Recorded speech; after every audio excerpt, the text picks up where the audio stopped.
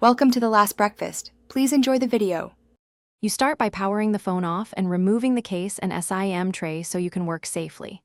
Next, ground yourself with an ESD strap and assemble tools, T5/T6 driver, plastic picks, suction cup, and a heat source.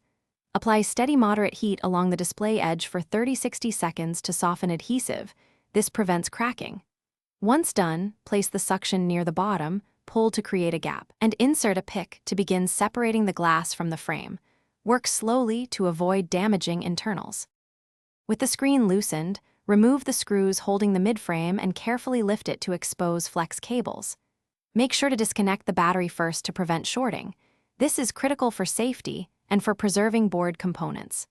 Then locate and unplug the display and digitizer connectors, using a plastic spudger to avoid scratches. If the earpiece, front camera, or brackets are attached to the display, unscrew and transfer them to the new panel. Clean old adhesive and glass shards from the frame so the new screen seats flat. Place new adhesive strips in the frame and align the replacement screen carefully. Alignment pins or edge guides help.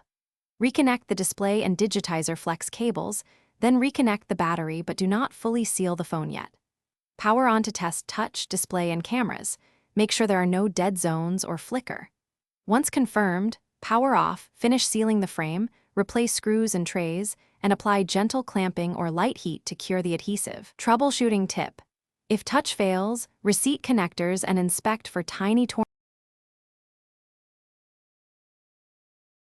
Thanks for watching. If this was helpful, leave a like and consider subscribing. See you next time.